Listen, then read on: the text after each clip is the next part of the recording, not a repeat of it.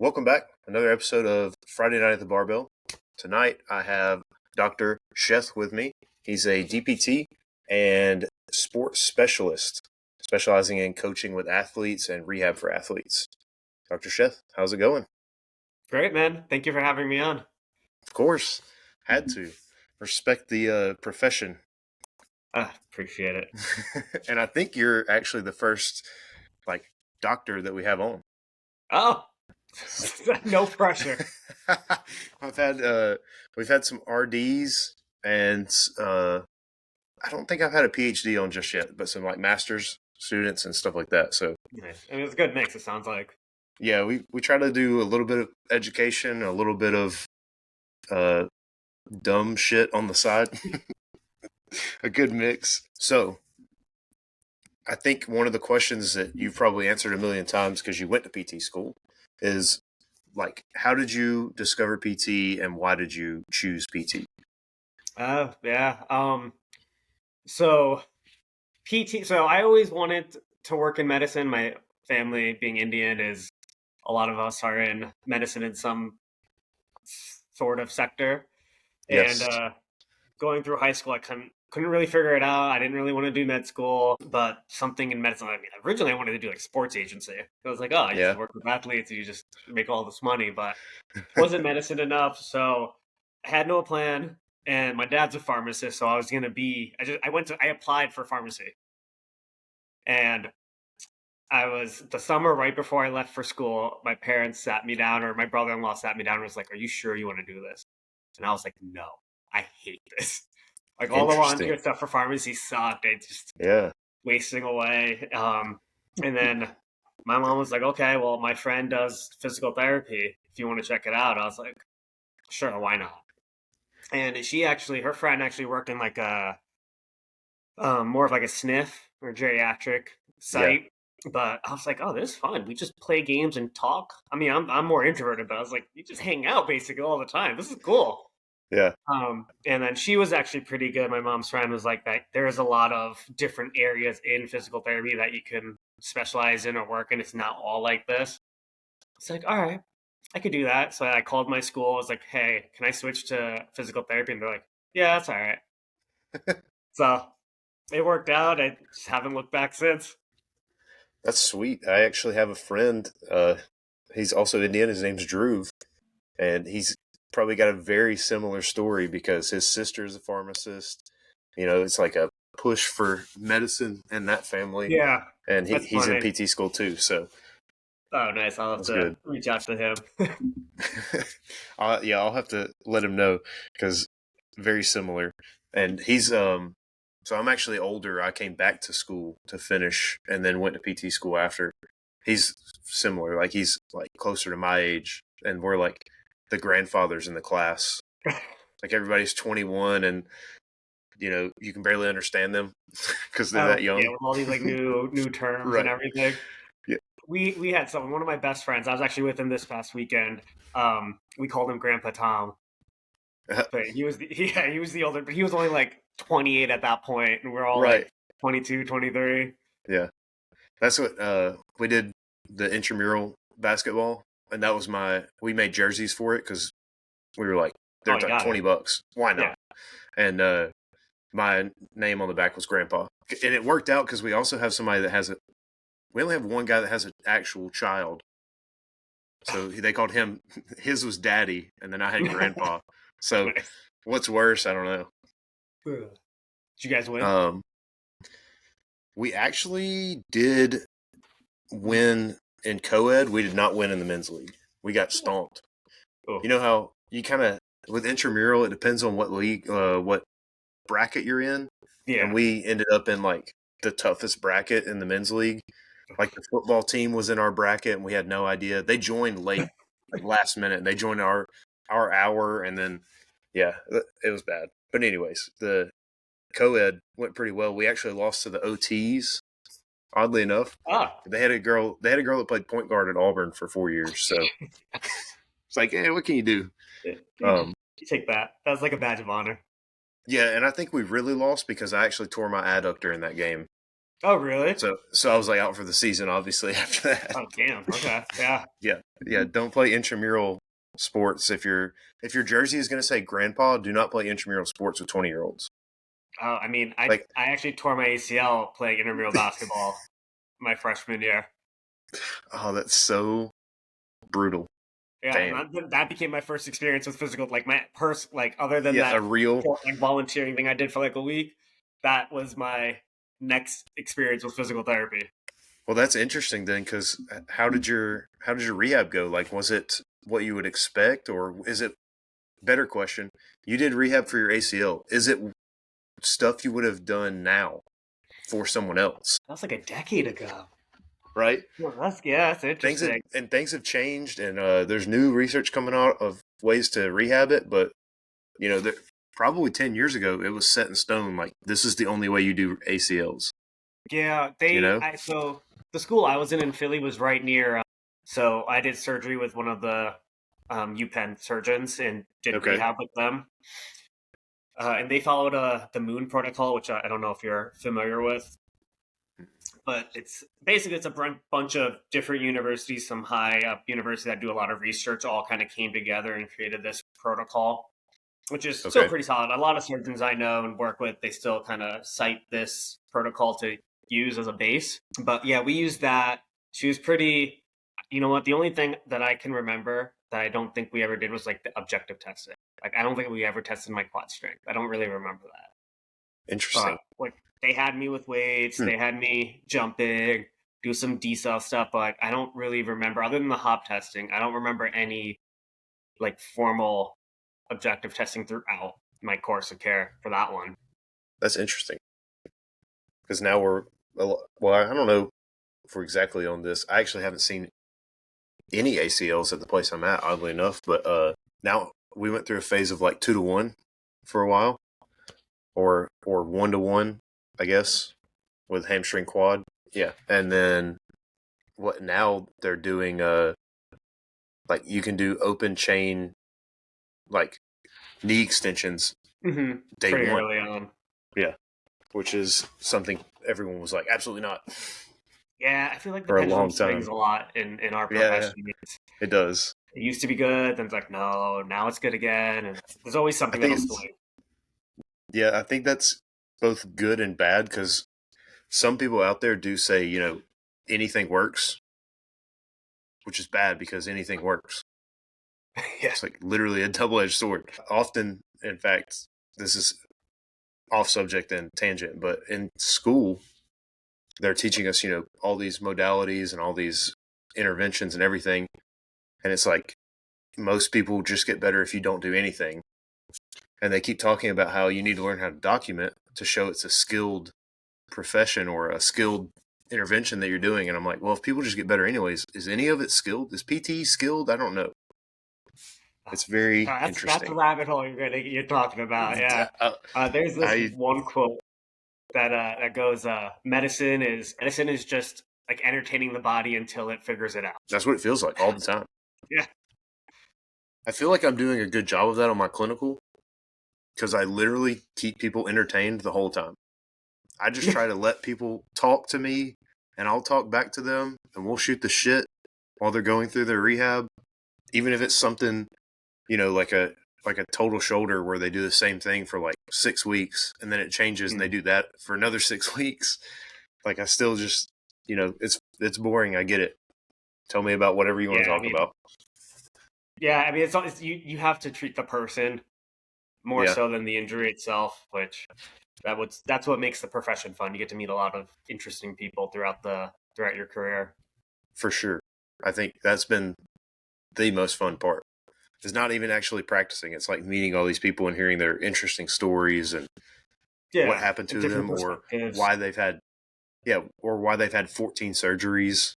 Yeah, Find people that are like addicted to surgery and it's very strange and I don't think anyone's ever talked to them about that. it's almost like a tattoo. Yeah, we'll not get the itch. Yeah, I bet. I know some people talk about just getting a quick fix, which is not a thing, Yeah, especially with surgery. I don't get that. It's a strange perspective. yeah. I mean, maybe for some cases it's like that, but I think that's part of our job as leaders in the field is to educate about that, what the Yeah, expectations are, what the reality is, outcomes, prognosis, all of that. yeah. Um, so you don't work with necessarily the general population as much as you do athletes. Yeah, Is that so correct? back now that I'm in Virginia, I worked at the Mm-hmm. Children's Hospital for most of my time, about a year and a half, and I had pretty good mix. It's probably like 60-40 athletes to Gen Pop of the kids that came through. But now, and since May, I've started a new position with a private outpatient or orthopedic group, and they kind of reached out to me to help kind of start and run their sports program.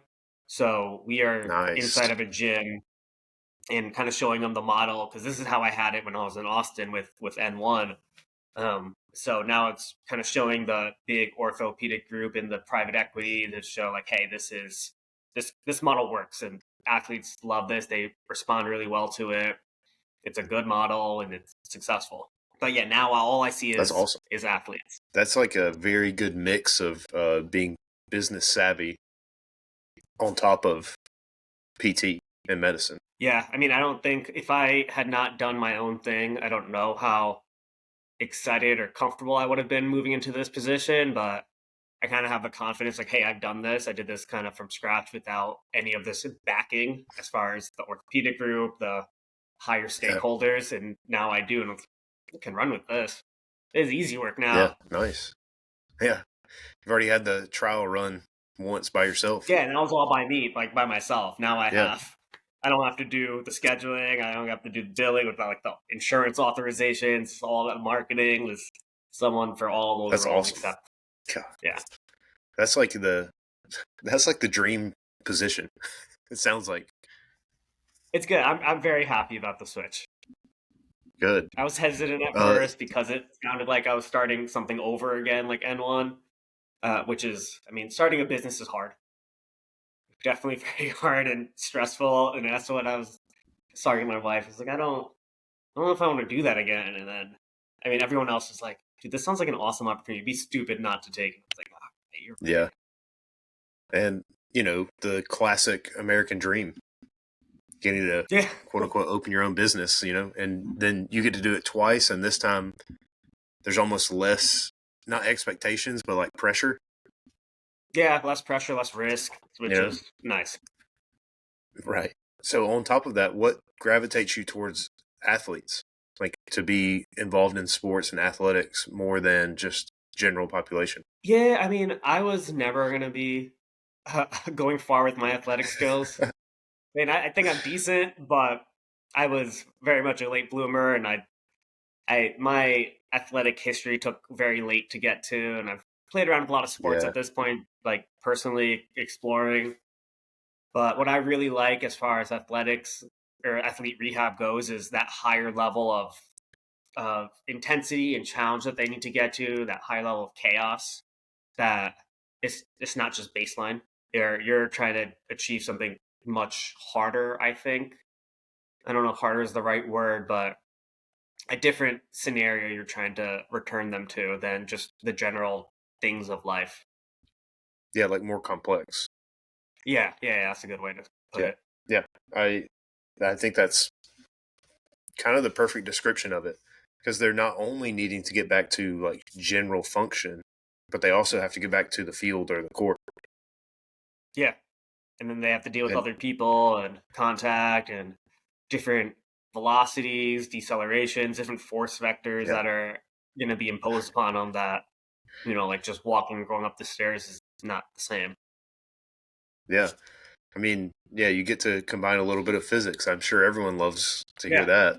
I did not do well in physics in my undergrad, but I do use it a decent amount, or at least like think about it in some sense Yeah, it is as far as like, surprising how everyone went through it, and pretty much PTs, like there's a reason we're not all MDs as well. Like physics was tough, chemistry was tough. Glad I didn't have to do organic, but like oh yeah, very the thankful. the amount that you can use that base level physics is kind of surprising once you actually get into the clinic. Oh yeah, if like you like think about what you're prescribing and if it's the intention you're going for, then if you think about the Yeah. physics part of it, it helps clear up some of that gray. Right. Interesting. And especially with athletes, because you're really looking at what kind of force they're developing and what direction, because you Mhm. need to know what force is coming at them almost at all Yeah, times and as it well. becomes so variable, so chaotic. So you get to be, Yeah. and what I really like to do is just be very creative and maybe disruptive with exercises that are not always Yeah. the off the rack type. Yeah. Yeah. The status quo, Yeah, yeah, yeah. giving people a. So, can I get an example of something creative? That I do. I mean, one of the ones Yeah. I like jump hybrids, which is just combining different planes. And sometimes when I don't want to think, I'll have people that these like flip over these like cards that have numbers on them or roll the Oh, dice, and nice. yeah, it just picks the direction. So like, if they like roll it like a three, then they have to do like three different directions, and then they roll like what directions are. So it'll be like a rotational into a lateral into a linear. So then Ah. it doesn't that has forces me to kind of have to think a little bit more. Like, okay, this is what the pattern we're gonna go with today. But then they pick the Yeah. directions in a sense where it's different every time. Yeah. That's And super then I cool. get to watch how they choose to complete that. That's very cool. I like that a lot. I might have to steal that. I'll definitely do it. Yeah, makes Yeah. makes life a little easier. And then even like when I'm charting, I'm like jump hybrid 4, which Yeah. I don't even know what that. By the time I see him again, I was like, I don't know what we did, man. Don't We remember what just we did. did. Yeah, you you came up with it technically, but you still have to ask them. Yeah, Hey, what directions yeah, did and we then they go? get some autonomy in it or a little bit of buy-in because they Yep, created this. that's cool. Very smart. It. What I like is it's very simple. Yeah, yeah. I Like, think we make a lot of things more complex than or yes, complicated than we need exactly. to. There's a lot of PT stuff out there that I see, and I'm like, why are we overthinking it so much? And that could be another rabbit hole you get into about like Oh care man, and injury management. yeah. I think there's so many rabbit holes with PT, and I go through them all the time, but with my classmates. So like other people that also don't know the answers. That's what makes it fun. Where I was just like, I I don't mean, fucking know. I'm gonna tell you something, Brian. We don't know. No one knows the answers. We're all just Right? Yeah. figuring, Yeah. doing our best guess. That is true. The moment someone tells you they have the answer. Yeah, I try to stay away from someone that's a very like 100% yes no. I think if you live in a little bit of gray, it makes things more believable or more acceptable. Yeah, it is for sure, but it is tough to say it depends so much. But it's so true. Like everything depends on something. There needs to be more Yeah, there's context so to your many question contextual almost every factors that time. you have to account for in any Yeah. situation. Yeah. It's like even even with patients like someone today that's like, 8 weeks out of surgery on shoulder, and they're like, well, when am I going to be back to doing whatever? I'm like, man, I don't know. It depends on a lot of things. Like, can we start small? How are you sleeping? Tell me that before I go into how long do you have before you can start lifting engines into cars again? I don't know. Oh, nice. Yeah. Like, so complex. So you had your own clinic in Texas. hmm What, and you said it, you kind of touched on it a minute ago, but what really drove you to want to be on your own, doing your thing? Yeah. So that one, me having my own thing is something I've talked about since PT school with friends and kind of just never knew like when's the right time. And I don't think anyone ever knows, but COVID Right. happened and it gave me a lot of time to reflect on what I wanted. And I wasn't happy at the clinic I was at anymore.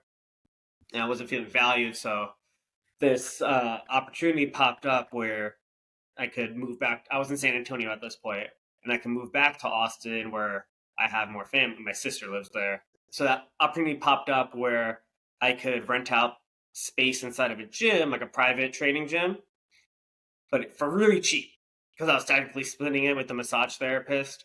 So it was like I only had to see like one person a month just to cover it. Like it was Nice. it was easy.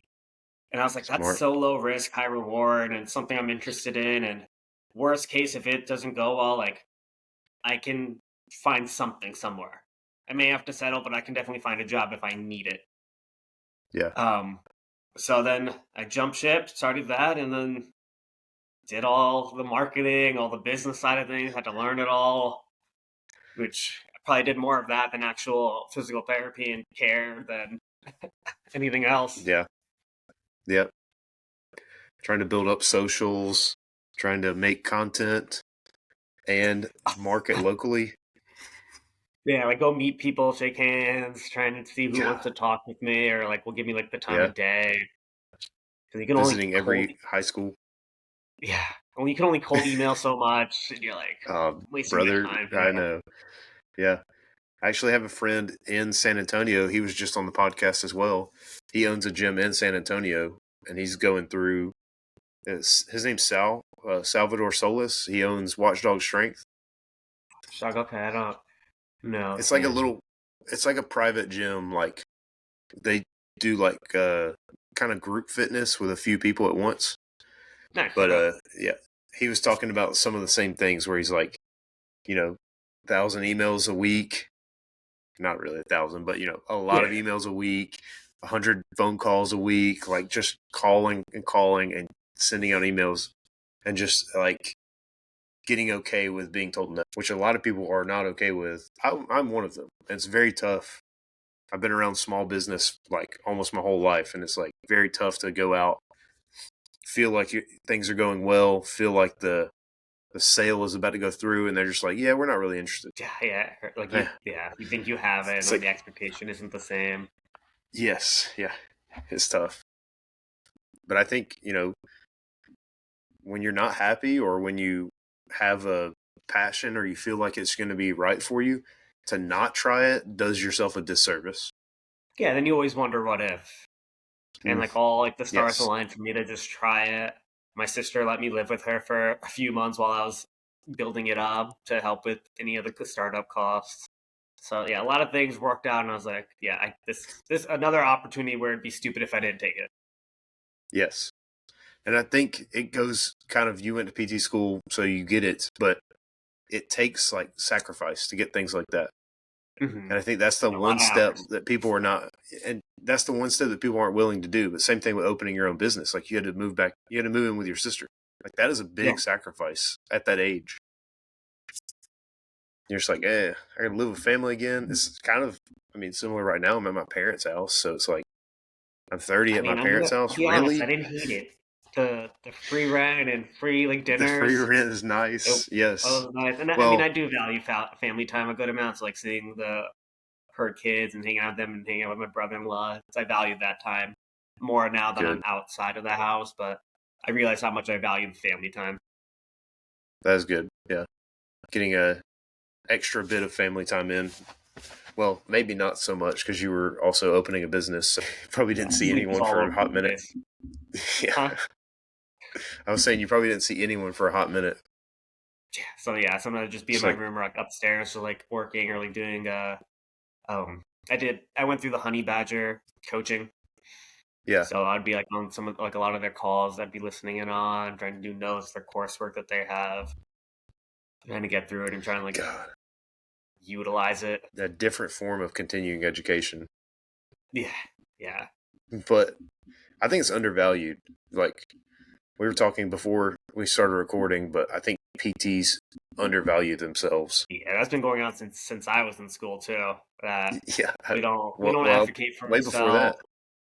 Yeah, Yeah, and yeah, probably way before that too. Yeah, we don't yeah, advocate for ourselves really well. I think it's starting to get better, but it's also I getting to the agree. point where I think we a lot of us or a lot of things you'll see on social media is like, well, like tear down someone else. Like another PD just like Yeah, trying to do like he may have a different or he or she may have a different like a view or approach, but we're just it's like a crab mentality almost in some yeah, scenarios. it Like versus is trying to for have sure. a an honest conversation like, hey, why are you doing it this way? You know, the research or your patient that doesn't really support anything that is happening or you should really try and progress more or whatever it is, but we're just like shoot first, ask question later. Mm, Yep, I do agree. There are some people I can think of right now that I prefer it that way, but I don't know. I guess maybe because PTs aren't compensated enough, but like doctors do it as well. Doctors do it way worse because there's so many more of them, but they get paid enough to where it doesn't matter. Yeah. I think PTs don't get paid enough, so like when you attack someone else, it just hurts everyone. Mhm. Yeah, like That's a lot of us are unfortunate. leaving the profession, which also is not good. Yes, But yeah, that's another story. the entry rate is as high as the burnout rate, so Yeah. it's bad. So when you're getting back to the subject at hand, when you're thinking about like actual rehab processes or maybe like your how you formulate a plan of care, is there anything different you think about with a general population versus an athlete that comes in besides their goals? Yeah, I mean, I don't know the last time I really worked with Gen Pop. It's been at least a few years because even at the children's hospital, I mean, like the kids are kids, so like you can push Yeah, them, right? they're basically They'll get athletes. there. Yeah, Yeah, right. They play around with their friends, so they're active at some level. But right. the way I usually always structure is they have some sort of dynamic warm up, some prep movements, and then sometimes I'll do med ball work with them, and then it's like their strength and their other like speed work if I need it. And then if it's a general pop, I just take out like, hey, like maybe they don't need to be sprinting right now. They don't really sprint at all, so we don't have to be Right. running, or they don't care to throw a med ball. It means nothing to them. So Yeah. you plug and play there based on the person. But there's like a Yeah. general framework I kind of follow in my head. Okay. Kind of a. I mean, I would say that's kind of like everyone does. Everyone has like an idea of where they want to take, where they want to start, and then it does depend on the person. You're plugging in different areas that you want to focus. So yeah, Exactly. not too different than between athletes or anyone. It just depends on the person. It Yeah, and then depends. like the intention is always going to be the most important thing of your exercise Yeah. selection, whatever you're prescribing. When you say intention, are you do you mean like just whatever that person their impairment is or their goal is, your intention of the exercise to go after that? Yeah, like you right. I bet like a good rule of thumb is always to start with the end in mind. So if their Mm-hmm. goal is let's go athlete, let's go, their goal is to run like a 100-meter dash to get back to that, right? Like Okay. if these exercises are not helping that hamstring strain prepare for them to go back to that, then kind of wasting everyone's time here.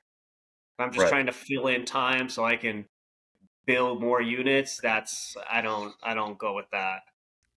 I'm okay having someone come in for 30 minutes. They got all their shit done. All right, man. I'll see you next Nice. time. Okay. Good. I like that.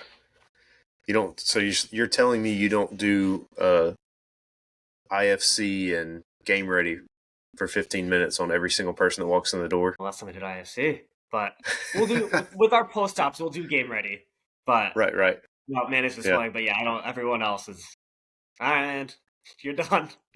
All right. See you. See you next time. I like that. I mean, because you can get things done without wasting their time. I don't. Yeah, I don't like to fill space just because you're trying to add time here. That doesn't Yeah. make sense at all to me. Just be That's efficient. definitely a benefit. Yeah, be efficient. That's definitely a benefit of like being private, like on your own. I keep doing air quotes. I don't know why. I don't do them that often. I just keep doing it. Like it is private. I don't know why I put quotes around that. It is actually a private clinic. It's the vibe for today. Yeah, that's where my brain's at, I guess. Um, I guess this kind of goes along the same lines of the framework, but what would it look like as far as differences between like a football player or a basketball player, or is there any difference to their like rehab? If it's like the same injury. Let's say both quad strains, Okay. but I mean, the one's a only running back depending and on one's a what center. one's a center, one's a Running back, running like a back. center forward. Yeah, Yeah. I mean, centers they don't typically move as much, right? right. They don't hit like a high speed as often, and running backs will have a lot more change of direction, so that may play a role.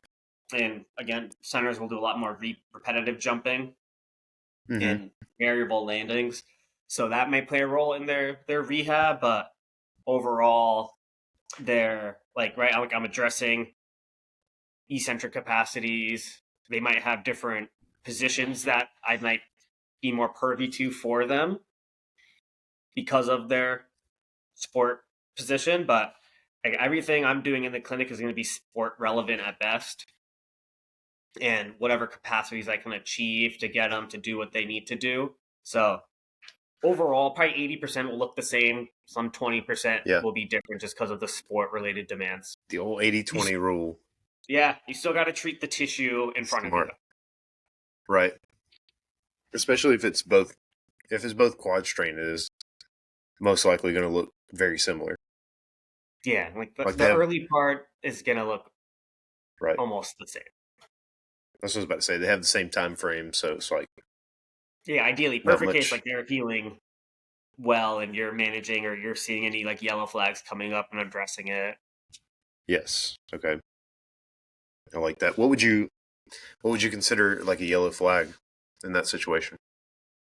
For muscle strains, I mean, for any injury, kind of, I will follow the envelope of function. That's probably one of the pillars I will go by. Which, if you're outside that zone or outside the envelope, you'll have pain that lasts longer than 24 hours. If it's a joint injury, you'll have joint injury or joint soreness that lasts longer than 24 hours. Swelling, you'll have warmth. Any loss of range of motion or like significant strength decreases. Those are flags that I'm looking for. If like, hey, like we pushed way too hard last session, we got to scale back. Yeah. Or hey, you tolerated. We did sprints or we did some like low level jumps, and you had no issues. We could probably progress. We can probably push it today. Good. How often are these people, like the athletes that you're rehabbing, how often are they doing like a home exercise program, or are they just doing their normal, semi-normal routine with their teams? Well, I mean, it depends. Like, right, everything depends, right? Contextual. It does, yes, correct. Yeah, but whenever I prescribe right. home, what was that? That's it. You got it right. Yeah. But anyone that I give a home exercise, I usually tell them at most they need to do it every other day, if that. Because if they're coming to see me once or twice a week, they don't need to do it because we're doing other shit to get them going. Yeah.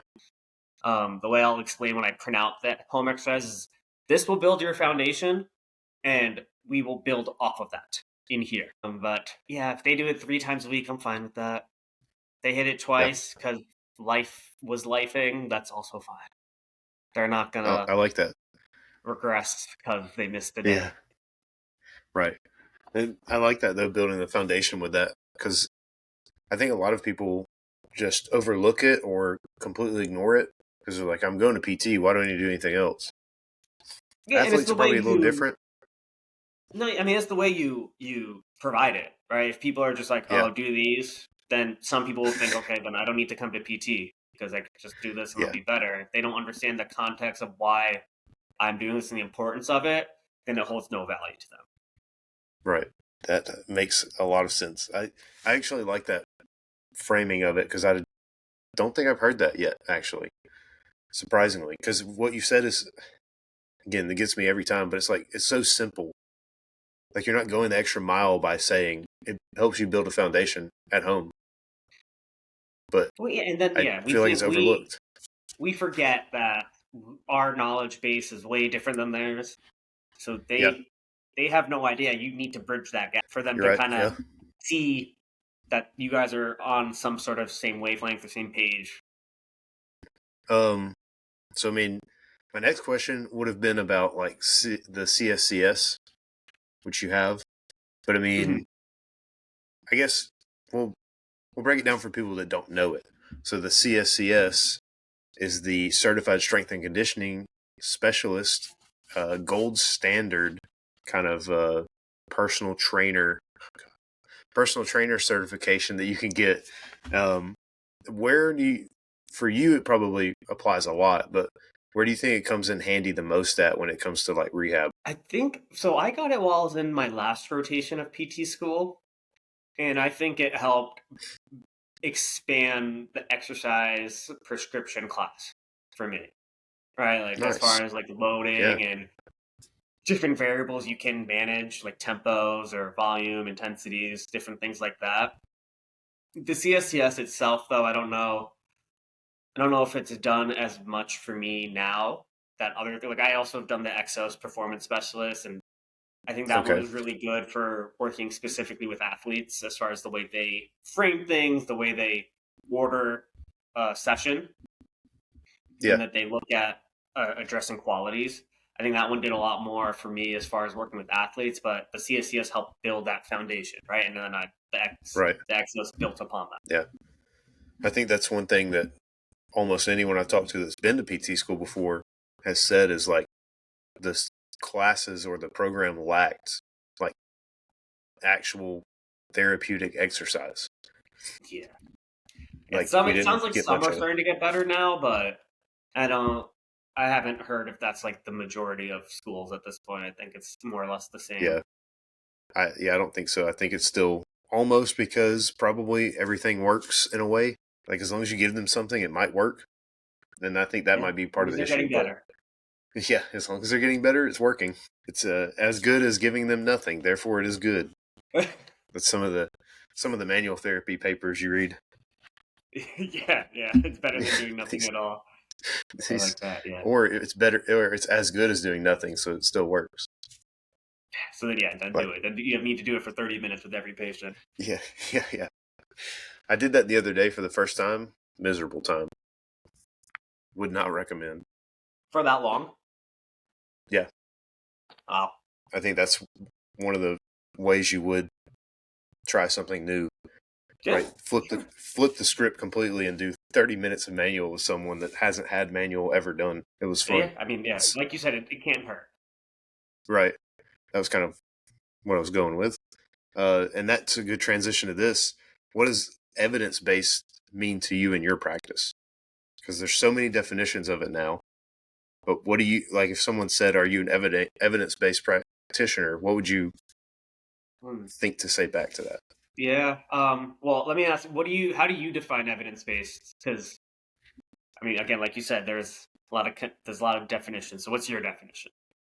I would think it is someone that uses modern references in research to guide their critical thinking. Okay, yeah, to guide their decision making. That's fair. Okay. Mm-hmm. So, I would say that I am more. I like to think I'm more evidence informed. Would be Yeah, because I think when you say evidence based, people will stick to only the evidence. Like, hey, you well, what you have a tendinopathy, you have to do isometric 3 sets, 30 seconds. We have to do it this way, and they won't. They're very rigid in that sense. That this is I what the see. evidence says. This is what we're going to do. They won't explore outside of that. They won't address the person in front of them who may respond differently because humans are individuals. So I like to say I'm evidence formed, meaning that I'm aware of what the evidence is. I'm up to date. I'm current with it. But I will use that and what I'm seeing in the clinic, other experiences I've had with injuries, um, what this person's history is. I'll use all these other things to help guide what the decision is and how we're progressing. Cool. So I I like think that. it's more fluid that way.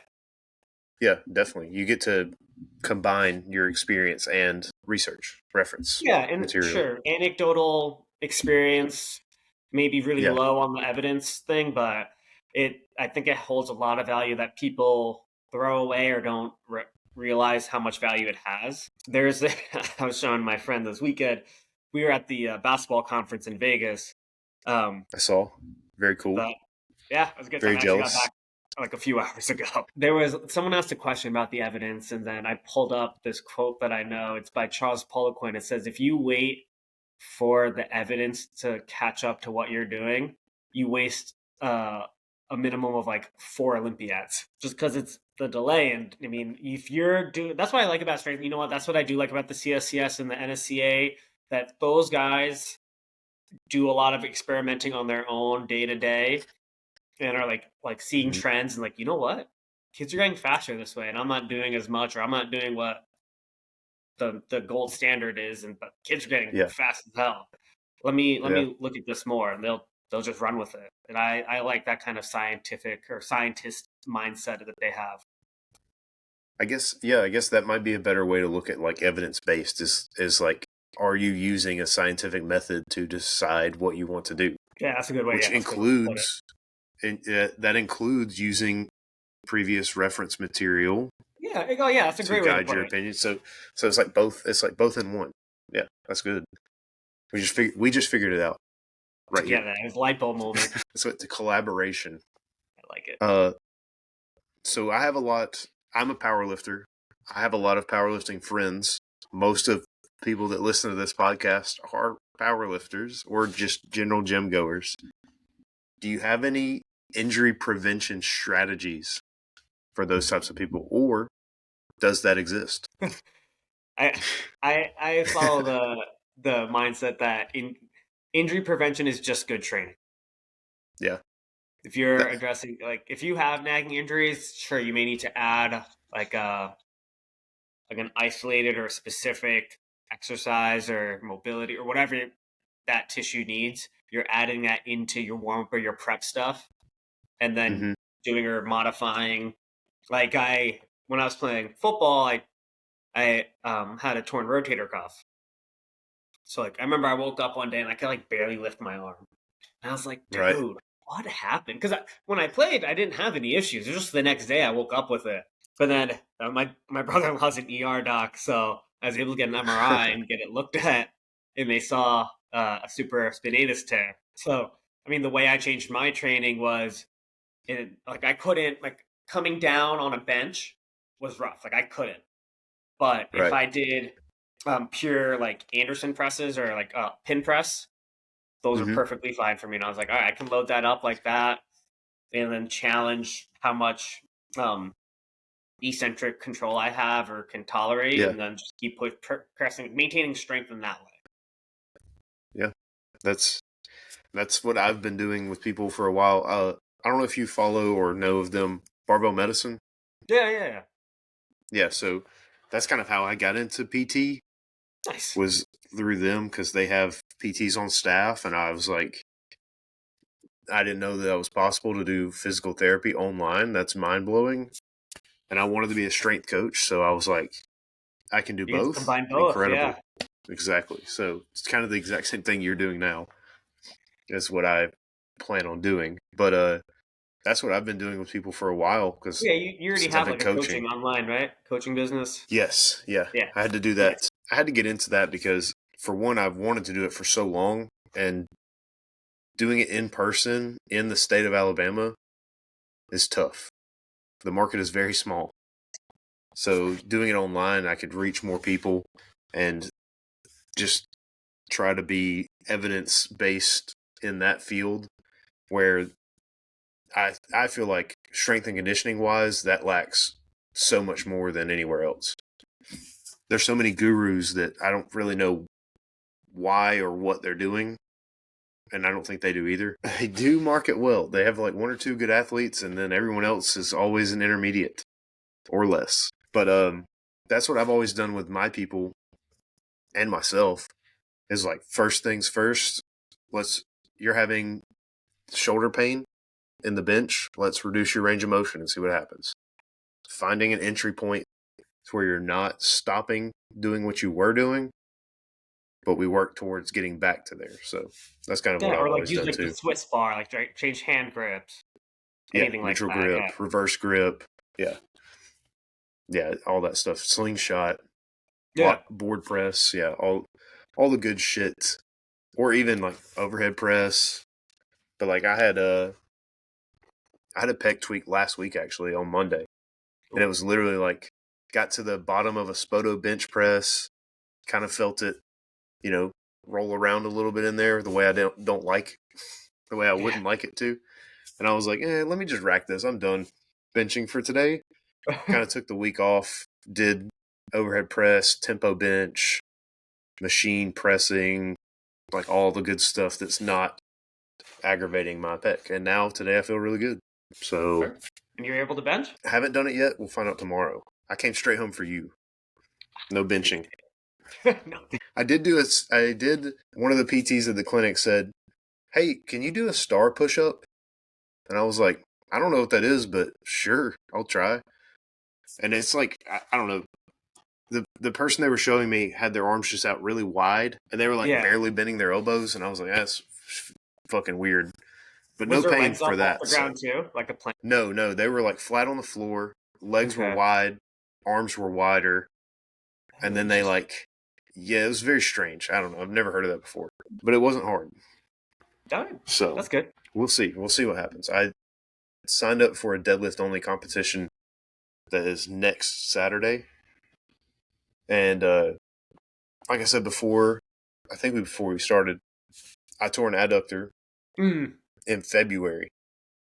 And you know quite well about those lower or upper leg strains. They like fucking never go away. It was like over and over, over and over, like every 6 weeks or so, it would tweak, or hamstring would tweak, something like that. And I was going so slow all the way up, and I finally feel good again. So I'm still trying to take my time and not get ahead of myself. But I want to get back on the platform before this year ends. And that's going to be my segue into saying I'm ready or not ready to do an actual prep. That's exciting, man. Good luck. Yeah, appreciate it. Because it's been ass. It's been terrible. I rehabbed everything myself. And there were many times where I was like, maybe I should just quit PT school. Because I just keep getting hurt. Clearly, I'm not ready for this. It helps give you a different understanding. If you've gone through it, I think you get a different appreciation for it. Yeah, it does. And similar to like an ankle sprain or something, like it's something you're on all the time, especially if you're still training in some fashion. It's like it feels like it never goes away. There's just like small tweaks, but then they heal back faster and faster each time. It's all the things I tell other people. Yeah, we're our own worst patients. That or family. I can't look myself in the mirror and do that. Do you have any examples of like some of the difficult challenges you've had with any of your athletes, any of your patients? Like a, any example of an injury, but like, what's the most difficult challenge you had with that injury, getting over it? I mean, I have some now that I'm in this sports position. It's like now I get like a lot of patients transferred to me that are like so I get some ACLs that are like 3 months in, and now I have to build all this rapport that with them where they've already been with someone, and now they're being given to me, and so trying to build that rapport. It's slow, but I think I'm a friendly enough guy that it works out. Right. But then I also get a lot of chronic injuries, so I have a lot of chronic tendon injuries, which tendons suck. They're just they're sensitive. They take really long to heal. So those I deal with, and it's not, that one's tough on me because I like want to change a lot almost every session, but you have to remind yourself that things need time. So yeah, that one's more on me. And then I have kids that are 3 months out, or like not even, they're like I have these 2 lacrosse kids, and they're trying to shoot in the backyard still. They're like barely even walking yet. And I like their mom's calling me is like, I need you to tell them to stop this. So getting kids to understand like why there are these restrictions, and I need to like have these guardrails with them and be very adamant and strict with them. Like, just trust me, just don't do it. You're gonna make things go on a lot longer, and having that conversation over and over to a high school kid, it's almost just like talking to the void. Is that not athletes in general, or just younger athletes? I mean, I feel like the older athletes I have, they're more respectful of it. They're like, all right, I'll just wait till you tell me I'm good to do it. These high school kids are just like ready like to go now, which I get. Like it's summertime, they like want to be outside, want to go to the beach. Yep. But it's they really and right, they lost their social group or their friends because Yeah, they can't walk, so like a lot of their friends are gonna go do something that they physically can't do yet. So I try and right. find like ways to all right, you can try this, you can go do that. What if you do it like this, and then you're good. Activity. That's Yeah, interesting though, because I always think about athletes being like, "Oh, I feel good again, time to go." But that's good that you can yeah. I reel mean, them in in powerlifting, constantly. it works out. Yeah, but Yeah, yeah, with these like we're post assholes. op, these post ops, I mean, you know when they've done something too much because that knee comes in fat, and you're like, Yeah, that's fair. dude, why didn't you Yeah. just listen to me? Like I know you did something. I know what you did last summer. Yeah. Yeah, I guess it is but that's different probably with the gist post of op why I for started sure. this conversation, and to get people to get the kids to really buy in to the restrictions. That's so funny because I see the exact opposite. It's like grown ass men that can't hold themselves back from anything after like rotator cuff. So it's like, hey man, if you don't just slow down, just wait, you will have a total shoulder replacement. And they're like, nah, I'll be fine. It's like, Oh, oh yeah, old man strength. yeah, that is old man something brain. It's kind of a.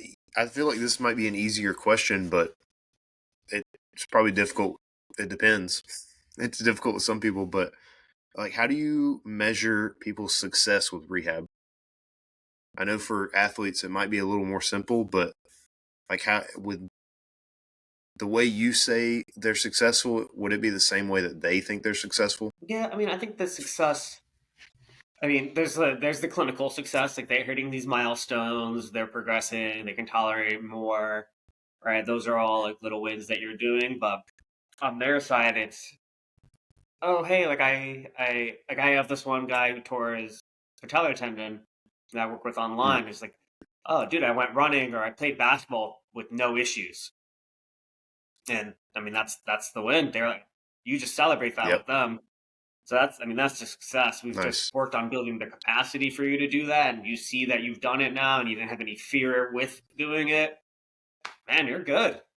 Let's keep pushing it. Let's Yeah, keep chopping away. Other ones that's like the exciting. chronic tendon ones, it's like, hey, you know what? Like I still have pain, but I'm feeling more confident about where we're going, or my pain doesn't fluctuate as much, and it's been more stable. And I feel like if I wanted to do X, Y, Z, I could better than I would have done. And I mean, Yeah, it's not the ideal on my side because right they're still in pain, they're not 100%, but it's a win for them. I'm celebrating with them. you kind of touched on this barely just then. What kind of like psychological strategies do you use with your athletes? Because I know having a very acute, like catastrophic injury, it's tough to return back to whatever you were doing before. I like intentionally do. I will try Hmm. to schedule like kids with the same injury or similar injuries with each other. Like I have three ACLs that are all like probably like a month apart, maybe 6 weeks apart. So they're all in different stages. But they get to Yeah, see like, oh, this is what they do, and like depending on what my intention is, let's say it's like a single like balance task or an endurance task or some type of warm up. I have some of them compete with each other, and right, they build a camaraderie with each other. It's that you get that social network. You get that hey, this person's going through what I'm going through, but they look really good at that stage. I'm going to be there soon. They yeah, talk to each other. They're like, "Hey, how did that happen? What was it like?" And, I mean, then I that takes it off me. They only going to listen to me so much because I'm in yeah. a different role to them versus someone who's friend. Right. So I'll do I think that. that's. Oh, go ahead. I was gonna say I think that's smart. Like for multiple reasons, is scheduling them all at the same time. For one, it's easier for you. Like it's more efficient that way. And then two, Mm. yeah, they get to see each other go through the process or see where they will be at. Yeah, like see like what things like, hey, Zach's doing that. When can I do that? And then it opens Yeah, up that conversation like, hey, I need you to hit these milestones. So you need to be really diligent about keeping your extension or doing XYZ at home. Then we can get to that. yeah. Nice. Another thing I like to do as far as injury, like end stage rehab goes, is I like to put people in a scenario or situation of like how they may have gotten hurt. And that sounds like really bad. But like, let's say No, it I know was what you like mean though. they like went up for a rebound or like went up for a layup and it didn't happen, or like someone was chasing him down or whatever the situation was. I try to recreate that in different ways or do the exact same thing and be like, "You're good, man. Look at that." Yeah, And you trying can to actually break do it. whatever barrier they may have in that sense. Nice. I think that's probably the most successful way you could do it. Like recreating a situation over and over again. Like it's just repetitive practice there. Yeah, and then they see that they have the tools and the capacity and the control that they need to do it and do it well. Yeah. Yeah. Nice. What kind of or are there any new cool trends in the research that you're seeing for athletes or anything? I mean, it's a lot of sports tech now, like the force Yeah. plates, like motion capture kind of stuff. That's the Yeah. big one. That and we have force plates now, so I like to go into those rabbit holes with each athlete that is worth doing it on, which I think is a lot. And then Yeah. having a conversation like, this is what I see. This is what we're going to tailor our program to because of this, and we're going to see what happens. I think that's cool too because it gives them a number to see. Yeah. And then if you do like single leg stuff or single arm stuff, they see the deficit, Yeah. even though they may feel good. They can see Right. that like, it's not good, I dude. think that's one of the biggest things I've noticed is people want to like see or hear numbers. Like even It's with easier to communicate. eSTEM, Yeah, it gives them something to yeah, chase. even with eSTEM though, like we put pretty much everyone on eSTEM, every single patient. Uh, and they're like, "What number did I get to today?" I'm like, "Well, that's not really the point, but 68." PR. It's so funny. Yeah, that's exactly what they do too. Oh yeah, higher than last time. Like, okay, man, whatever. As long as it feels good. I kind of wanted to ask about tendinopathies. Do you have any tips for someone that might be dealing with that themselves? To like how to handle it, or maybe what their strategy should be if they have like a flare? Yeah, I mean, isometrics and eccentrics are the biggest thing, but play around with Mm-hmm. range, play around with load. If it hurts after, it's probably too much. So you have to do daily adjustments with those. I would Yeah, also, I mean, Jake Tura is a very, very smart dude. He's done a lot of tendon stuff, and I've learned a lot from him that I follow. I actually got to meet him this weekend, which was great.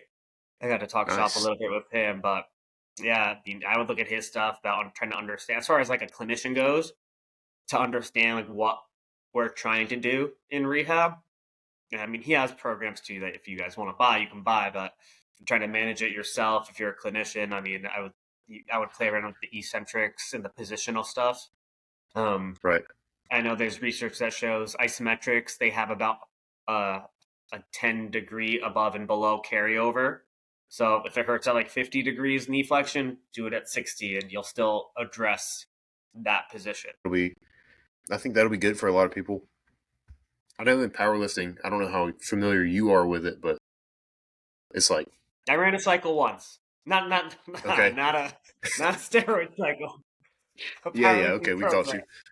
you. Okay, well, I'll Not mark really that like it. for I'll mark that for a clip. Don't worry. No, everyone deals with like bicep tendonitis at some point. Every single powerlifter I know has had some type of bicep, and normally it's from like a low bar squat position with all that Mm. torque on the wrist and elbow, and it just carries over into bench. A lot of people think it's from bench, but yeah, that's kind of why I was asking. Is like I know a lot of people that would probably benefit from doing a little bit more because most of the time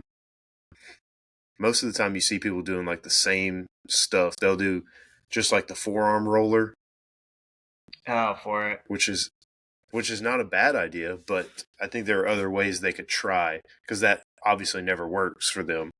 Or they'll, or if they have shoulder tendinopathy type stuff, they'll come in and take the 5 pound plate and just be like, Oh, before they yeah. bench, they always do the same stuff and they still always deal with pain. So I think if there's any time someone can just like try something new that they didn't think about. It's always a good idea.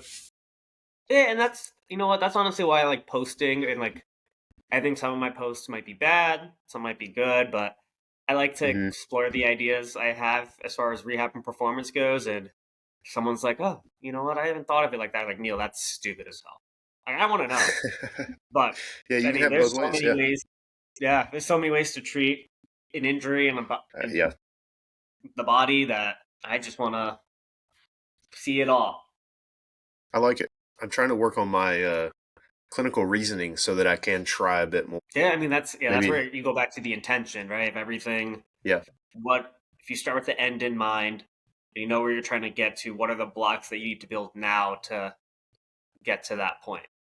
So, yeah, are these clamshells going to be getting me to where I need to be? Maybe if it's super acute and that's the only thing they tolerate, sure. But like, are you going to progress it to like a side plank clam? Are you going to move on to just like a single leg task where they have to do it dynamically and control it, like a skater squat or something like that? Like, what yeah. are the building blocks you're going to get to the end? Yeah, I think a lot of people will be able to resonate with what you just said, but I feel like you were also talking straight into my like, like. But I think mainly what I'm dealing with, sidebar right now, is I'm just a student and I'm coming in and taking over like people's plan of care that they've already written. So it's kind of like I don't really know if I should add something or not because I don't really know the direction this person is going, anyways. Which I guess it helps Yeah. being at a private clinic, because you get to you see this patient maybe every day or every time they're in. Whereas I get like someone gets put on me today that I haven't seen in 3 weeks. Yeah, that's tough. That's a tough situation. So you can Hopefully see they what have they good did notes before, that but it's kind of like, explain it. Then I don't know. sure, yeah. I think you can only say so much in a note too, though. Yeah. You can say what we were doing, but why were we doing it? That's to have like 6 to 10 exercises and be able to articulate why we were doing these in words is pretty. I probably wouldn't read it if there was that No, much but I mean, explanation. yeah. I mean, then if it's something that you're looking at this flow sheet and you're like, this flow or these exercises, they don't make sense at all to me. Maybe then that opens up a conversation. Like in when I was in residency, my mentor would always come up and he'd like look at my exercise, my flow sheet, and be like, "Why are you doing this? Hmm. Oh, you're gonna do 3 quad exercises. Do they need that?" And Yeah. it's like, okay, if you don't have a good backing for it, why is it in the program? If there's no reason for Hmm. it. Why is it there? That's a pretty good mentor. He's great. He's great. I don't talk to him But as I can much as feel I my need to face because getting red. he's. You know what I mean? Like if my CI walked up and said that to me, my face would be blood red. Even if I was right, I'd just be like, oh God, Oh yeah, I don't know. This. I mean, yeah. If you can back it, like you give people their space to do it. Like I would do with all my residents that I had. Is look at their flow sheet. Is like, okay, what is your purpose here?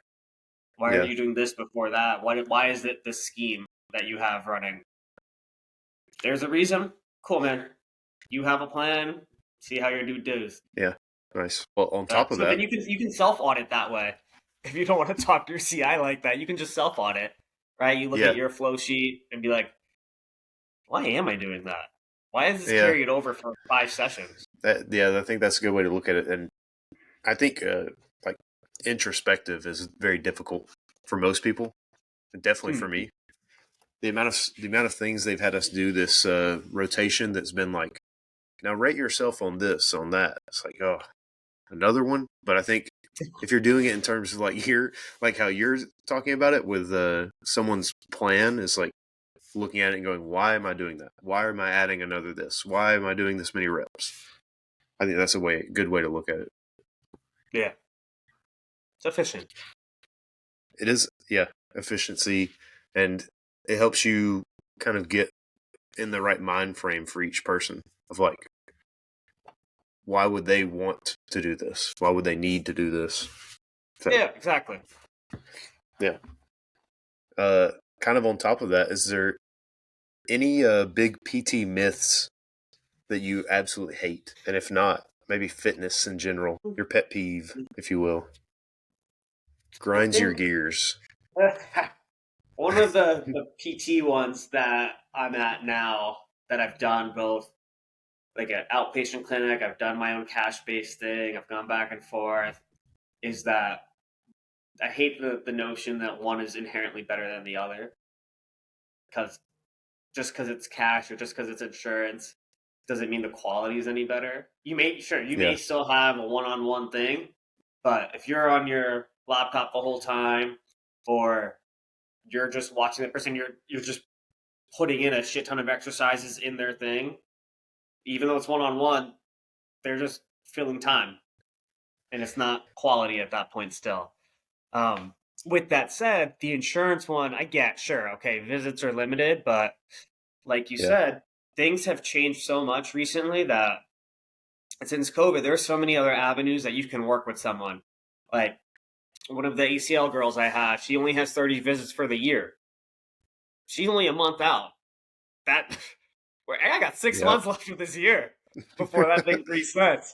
But right, God, so then that goes into, okay, am I okay maybe treating her pro bono or giving like a strength coach to work with and giving them guardrails like, hey, like this is what she needs to work on, this is what she can't do, or just writing out a program, giving it to her and be like, do this, you let me know how it goes, and I'll see you next week, and we go like that. But right, there are all these options that we have now that if you don't at least try to utilize one of them and you're just going to blame insurance, then I think that you're doing a disservice because you're not exploring all the options you can to actually work and help that person get better. You're just using that limit to limit everything else. yeah, that I agree completely.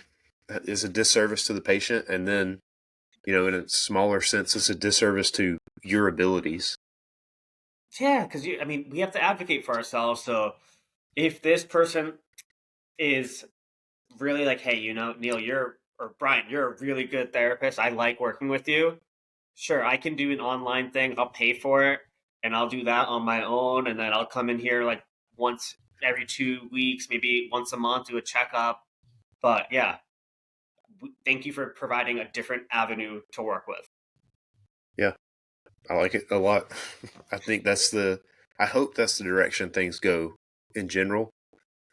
And I think maybe clinicians or anyone that's like lazy, or I don't know if lazy is the right word, it's kind of aggressive, but just maybe not doing enough, or they think they're doing more than enough, is like maybe they need to go sit in a classroom again for a few weeks and remember what it's like to be in school, because that shit sucks. It's hard as Yeah, be fuck. on the other side. And Yeah. for people to think that they don't deserve more is kind of wild to me. Yeah. Like It's for what they've put for what I've been put through in 1 year already, I'm just like, God, looking at the average salary, I'm like, that does not seem worth it anymore. yeah, that's the other thing with PT that I think there are places you can find like that can provide a solid salary that's I think someone would be happy with. Is just trying to Yeah, find those opportunities when you create yourself into something that's worth that or thinking that you're worth that and right. having a skill set to market it. Yeah, I think we severely lack in that department in general. Oh yeah, the business side, I don't. I think some schools are starting to do it actually to do some business stuff with it, which is nice. But Good. yeah, it's a good skill to have. Yeah, I think the the biggest takeaway so far of like lack of knowledge wise for me on my clinical is actually that I need to learn Spanish. Uh, Oh, right? And we don't even have that many Spanish speaking patients, but the ones we do have, I'm just like, I have zero way to connect with you. And it bothers me. you got Google Translate if you want. Yeah, that's not the same. That feels like AI doing it for me, you know? Yeah, that's fair. Yeah, it's not the same. I want to actually talk to this person. I feel weird not being able to do that. But then like I come from a business background, so I can see some of these things and think about the numbers, and then also being able to do the billing and it shows me like how much each thing costs and what the total is. And then I'm doing like a $350 therapy session for this person and I get paid $0. It's very, it breaks my heart to see it. But I think just having that background or even taking business classes right out of school, like that's what chiropractors do. And they're doing really well. Oh, dude, they Like market real they well. get that. They advocate for themselves Right? really well as a profession. Exactly. That too. And I would argue in most states or wherever, they get less respect from like the medical community than PTs do. I mean, I don't know. In Texas, they were held at like the same standard as an MD. Like they Oh, can sign a really? referral. Yeah, they can sign off on return to play, all that stuff. They can order an X-ray. I guess I meant more of a personal, like I would hear MDs talk about chiropractors in a not so loving way, I guess I would say. Okay. I It's mean, like they don't I have hear that that kind of more on the respect. PT side. I haven't personally experienced that with Okay, the physician side. gotcha. Yeah, the PT side for sure. PTs is it's an ongoing battle. I guess it's just jealousy though. Yeah, they do what they do well, and they get paid well for it. Yes, they do. They're smart. That's all I had. Do you have any separate closing remarks you wanted to make? Oh, I mean, I don't know. I appreciate you having me on. I didn't even realize that much time had passed by. Holy crap. Right, yeah. Hour and 20.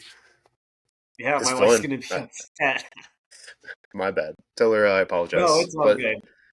I still have to eat dinner, and then I'll probably try and go straight to bed. I had an early flight, yeah, me came too. in, and then I think I sat around for like a couple hours, and then hopped on with you. Which this was great. This was honestly really good.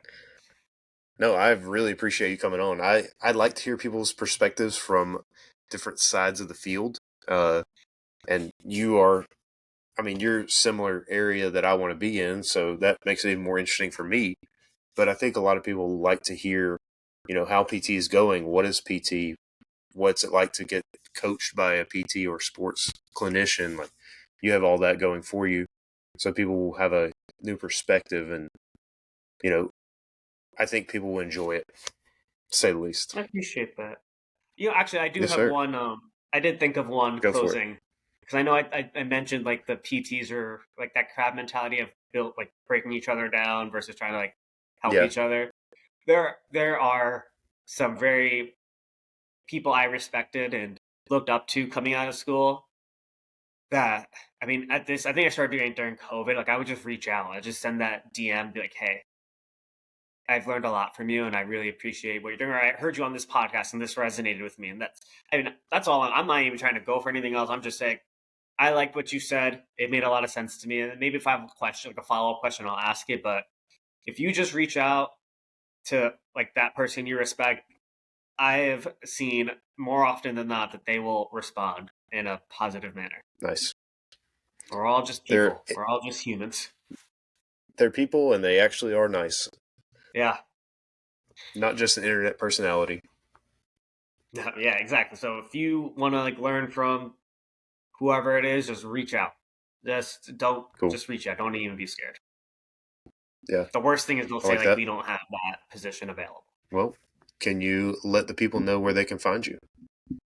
Yeah. I am I do have a Twitter. I don't really use it. I kind of just use it to doom scroll now.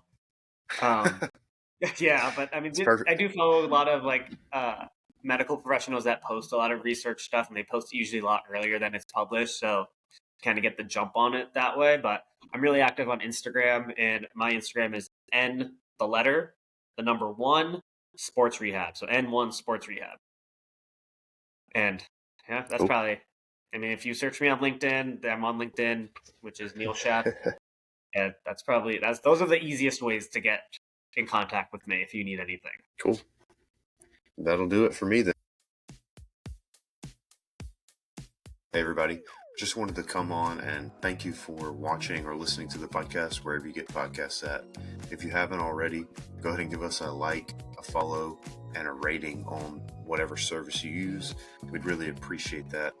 And you can let us know in any of the text boxes or comments or on Instagram, wherever you can. Let us know who you might want to see on the podcast next. We're going to try and make that happen. We got a lot of good guests coming for the rest of this year in 2024. And if we can make your suggestions possible, we want to do that for you. All right. Thanks. Appreciate you guys.